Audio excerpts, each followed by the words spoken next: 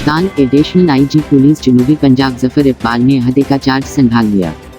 हमारा नुमाइंदा खसूसी पाकिस्तान गुलाम दस्तगीर की तफसीलात के मुताबिक दफ्तर पहुंचने पर पुलिस के चाक और चौबंद दस्ते की सलामी। Regional police officer Wasim Ahmed Khan, RPO Bahawalpur Mohammad Jabir Daresh और RPO DG खान मोहम्मद फैसल राना भी शरीक हुए।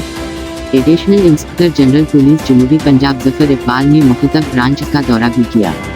एडिशनल इंस्पेक्टर जनरल की सदारत में RP हाउस का तारफी इजलास। जनूबी पंजाब में पुलिस स्ट्रक्चर की बेहतरी के लिए इक़दामात पर गौर।